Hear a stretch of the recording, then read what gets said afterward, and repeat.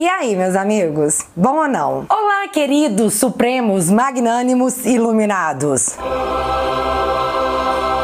Ministros do STF. Eu acompanhei todo esse paranauê que começou com seu Faquinha até chegar no Daniel Silveira, e como eu sou uma pessoa que fala igual pobre na chuva, eu preciso usar esse meu dom para explicar para vossas magnitudes que o que tá rolando entre nós, afegãos médios, e vocês é apenas uma falha imensa de comunicação, e eu juro que eu vou tentar corrigir nesse vídeo. Eu vou contar na real o que é que tá pegando e por que os povos tudo tão xingando vocês nas redes sociais. Mas quem sou eu na fila do pão pra tentar fazer isso? Dona de casa, mãe, que arruma a casa e faz comida assistindo tudo que rola nessa política de meu Deus? E sabe quem mais faz isso? 90% da população que de fato tenta acompanhar política. Portanto, vamos apelar aqui pra tal da representatividade, posso? Magnânimos, os senhores não estão entendendo o que tá rolando do lado de cá do muro. Então senta, pega uma pipoca, fica confortável, que depois desse vídeo os argumentos vão iluminá-los. Tipo seu Barroso, igual um raio de sol.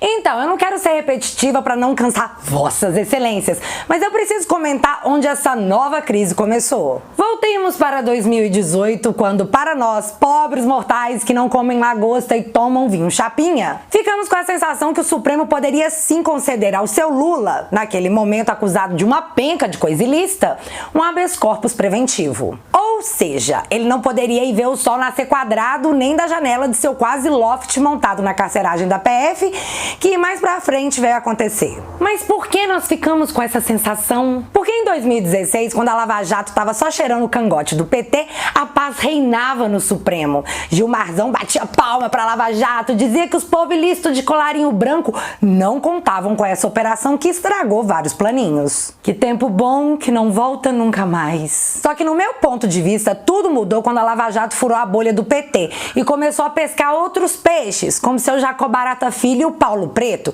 que é acusado de ser o cara tucano que fazia os corre pro partido. A partir daquele momento, os votos favoráveis à prisão após segunda instância foram mudados. E tudo isso ia ficando mais claro para todo mundo à medida que o julgamento do tal HC se aproximava. Enfim, não sei se os senhores concordam comigo, mas a percepção que a gente tinha era que o Lula não ia pagar por seus atos ilícitos. E sim, isso fez a nossa espinha gelar. 2 dias antes de vossas magnânimas excelências se reunirem, percebendo a apreensão que a sociedade vivia com relação a esse julgamento, me aparece seu Vilas Boas, na época chefe da coisa toda lá na selva, dizendo em seu Twitter de forma bem resumida, estamos de olho em vocês, olha o que vocês vão fazer. Após esse tweet, no dia 7 de abril, vocês foram lá e votaram, negaram, tudo certo, vida que segue? Não, porque recentemente seu Vilas Boas lançou seu livro, e nesse livro ele contava que aquele tweet foi escrito com a turma toda lá da alta patente, que de certa forma apoiava aquele conteúdo e queriam que ele fosse exposto no Twitter do general. Era uma espécie de recado. Faquinha, o senhor se lembra, né? Era o senhor relator daquele HC. Na época, o senhor não falou nadinha a respeito. Porém, agora, parece que bateu um rancorzinho no coração, sabe? Um arranhão no ego, que fez o senhor se manifestar dizendo que a pressão dos militares sobre o poder judiciário é intolerável e inaceitável. O senhor levou 3 anos para deixar esse negócio sair de sua garganta. E foi exatamente essa resposta que seu Vilas Boas deu para Vossa Excelência após essa manifestação. 3 anos depois. Será que o senhor ficava ensaiando essa fala na frente do espelho?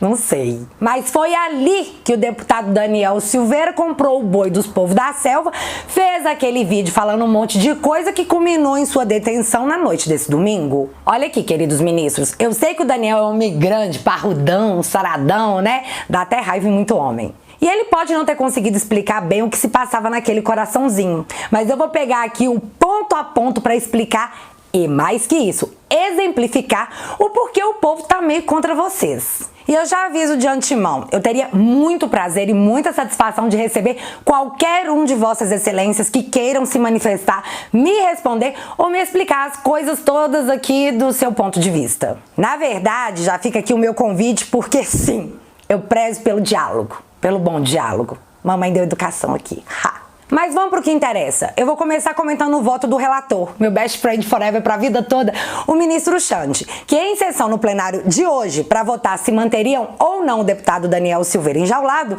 disse o seguinte para argumentar o mandado de manutenção da prisão, que por sinal foi acatado por unanimidade. Que Daniel estava instigando a população contra o STF, querendo causar uma ruptura do Estado Democrático de Direito, que expressamente propagava medidas antidemocráticas contra o Poder Judiciário e contra o Supremo, pleitando a cassação imediata de todos os ministros da nossa Suprema Corte. Ministros não, que foi debochado, ministros, desculpa. Pois é, Xande, o que pega nessa sua fala? Pega que o Daniel não foi a primeira pessoa a fazer isso de forma explícita, mas ele foi a primeira pessoa a ser punida. Se eu não tá sabendo do que eu tô falando, então eu vou ajudar a refrescar a memória. Esse é o ex-deputado do PT, o seu Valdir Damous, acho que é assim que fala o nome dele, que nessa fala ainda era um parlamentar em 2018. Nós temos que redesenhar o Poder Judiciário e o papel do Supremo Tribunal Federal. Tem que fechar o Supremo Tribunal Federal. Nós temos que criar uma Corte Constitucional de guarda exclusiva da Constituição, com seus membros detentores de mandato. E aí, o que aconteceu com ele?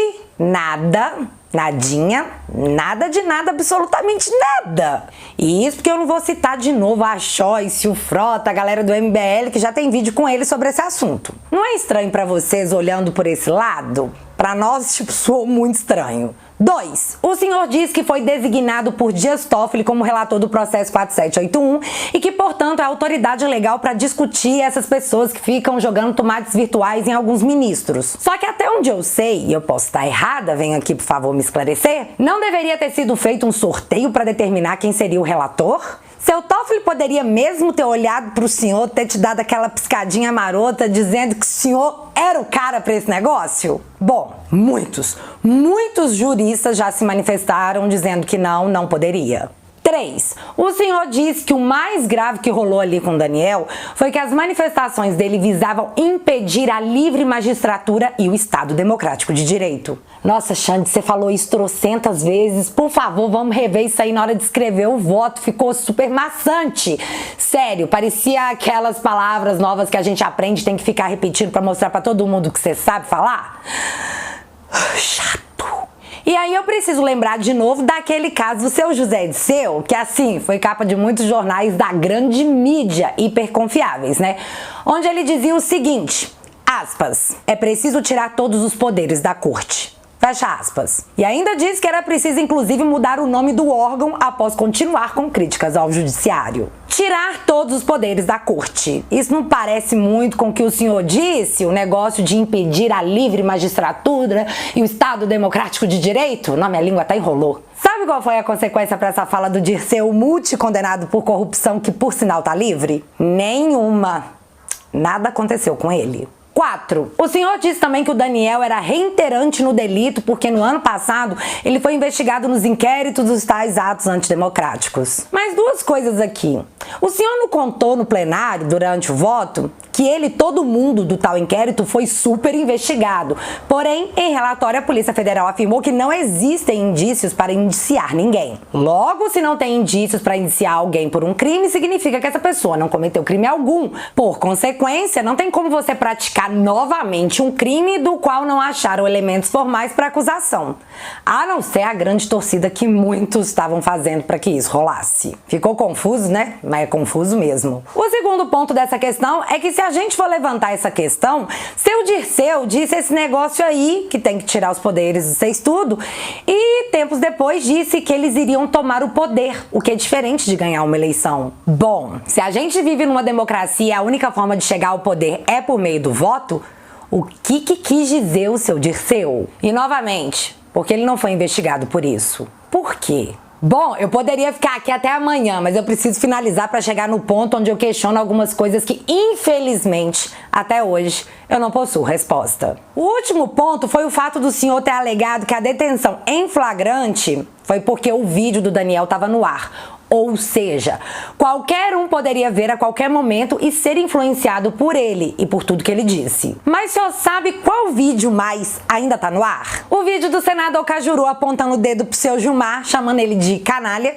de corrupto, acusando o Gilmar do seu dinheiro vir de venda de sentenças, alegando que o seu Aécio Neves é seu sócio e que ele viaja 12 vezes por mês para Portugal com dinheiro pago pelo contribuinte. Ou seja, nós aqui. O senhor não achou isso tudo mega pesadão, não? Tipo, influencia várias pessoas? Eu achei. O vídeo ainda tá no ar, mas nada aconteceu com o seu Cajuru. Aliás, Cajuru agora vem às redes sociais dizer que é preciso definir até que ponto um parlamentar pode ir. Por essa eu não esperava. E aí, pra finalizar esse negócio todo, como o senhor foi muito questionado nas redes sociais sobre o artigo 53, que é aquele que dá o direito pro parlamentar falar o que ele quiser, do jeito que ele quiser, votar do jeito que ele quiser e não poder ver o sol nascer quadrado por isso? Pois é, o senhor mencionou isso aí e falou que no caso aqui do Daniel, isso aí não tá valendo. Assim, seu Xande, pra quem tava do lado de cá assistindo, ficou ruim, sabe? Não ficou bem explicado, não ficou legal. Pois é, não tá valendo.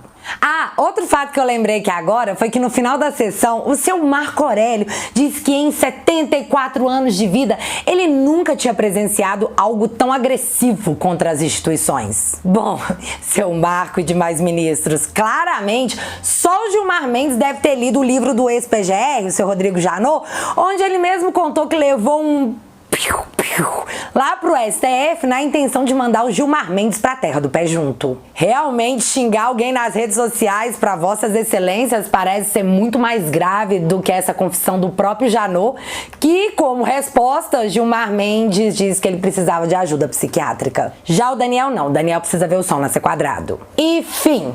Nada aconteceu com seu Janot. Mas agora, voltando aqui na questão do flagrante, o senador Chico Rodrigues foi flagrado durante diligência com dinheiro na cueca. Na cueca. E eu não consigo entender porque o Daniel foi levado pro Chilindró por um vídeo, enquanto o senador que estava com dinheiro na cueca tá livre, de licença, seguindo a vida como Deus quer. Eu não consigo entender porque a Flor de Lis, acusada pela Polícia Federal de levar o marido pra ver Jesus mais cedo, tá dando rolezinho pela Câmara de tornozeleira eletrônica. Gente, pelo amor de Deus. Ela não xingou o marido dela de corrupto. Segundo a PF, ela acabou com a vida dele. Como nada aconteceu, a gente aqui de fora sente a impunidade queimar na garganta. Ministros, vocês estão conseguindo me entender? Outra coisa que eu também não compreendo é como vossas excelências pregam independência entre poderes e mandam enjaular quem, na interpretação dos senhores, prega o contrário. Quando a CNN dá uma matéria dizendo que se a Câmara passar a mão na cabeça do Daniel, ou seja, retirá-lo do Chilindró, será o fim desses parlamentares. A palavra foi outra, mas eu não posso usar aqui na plataforma de tão pesada que foi. Se isso é verdade, é uma interferência direta do judiciário no legislativo. Se é mentira, a CNN está propagando fake news e deveria responder junto com uma galera no inquérito, já que instigam a população novamente contra o STF, exatamente como vocês alegam que o Daniel fez. E aí, como é que fica? Eu também li essa semana que os senhores estão há 10 meses tentando notificar o Paulinho da Força, que ocupa o mesmo gabinete há 14 anos, por corrupção. Só que vocês não conseguem, mas expedir um mandato de prisão e efetuá-lo de fato contra um deputado da base do presidente demorou horas, num domingo, tipo, pá, foi super rápido. A corridinha que o primo do Aécio Neves teve com uma mala de dinheiro, que fim que teve? Mesmo o próprio Barroso dizendo no plenário que viu a corridinha. Que todos viram a corridinha. Eu quero dizer que eu vi a fita, eu vi a mala de dinheiro, eu vi a corridinha na televisão. Aliás, falando do Barroso, em seu livro Sem Data Vênia, ele afirma que ministros do STF foram pressionados por aqueles que pretendem que tudo permaneça como sempre foi, a mudar o voto com relação à prisão após segunda instância. E de fato alguns mudaram. De quais ministros Barroso estava falando? Quem pressionou ministros do STF a mudarem seus preciosos votos que deveriam visar o bem da sociedade e não seus interesses pessoais? Quem? Ministros, então, é sério. Vocês conseguem entender o peso que isso tem para quem tá vendo aqui de fora? Quando isso vai ser explicado para a população para que esse osso saia das nossas gargantas? O Barroso escreveu um livro. E ainda voltando no caso do Daniel, o senhor conhece seu Ives Gandra? Aquele cara que, tipo, ajudou a escrever a Constituição, então, tipo, será que ele entende do que ele tá falando? Venha a público nos esclarecer o seguinte, abre aspas. Ele estava na sua liberdade de expressão, que é inviolável. Quando ultrapassada, tem que pedir autorização da Câmara para mandar prender, porque a Constituição é muito clara. Fecha aspas. Se a Constituição fala que Vossas Excelências deveriam perguntar antes à Câmara e não o fizeram, isso não configura uma violação da Constituição? Vocês conseguem entender que um deputado no exercício do mandato está preso enquanto o André do Rap está solto, sendo que foi graças a um ministro do STF que isso aconteceu e pela porta da frente do Supremo? Eu preciso de respostas, queridos ministros. Eu preciso de respostas. Ou a lei vale para todo mundo, ou depende de quem é o cara que tá ali no banco dos réus. É essa a sensação que causa essas hashtags com muito hate em cima de Vossas Excelências. Eu tô conseguindo me fazer entender? E aí, quando a indignação ultrapassa a garganta e sai em forma de tweets, vídeos e memes, nós somos acusados de sermos intolerantes e antidemocráticos. Mas acontece que o povo tá esperando pela sensação de justiça faz muito tempo. Desde o Banestado, desde o mensalão. Queremos saber o que aconteceu com os bilhões dos pagadores de impostos que foram parar na mão de governadores e prefeitos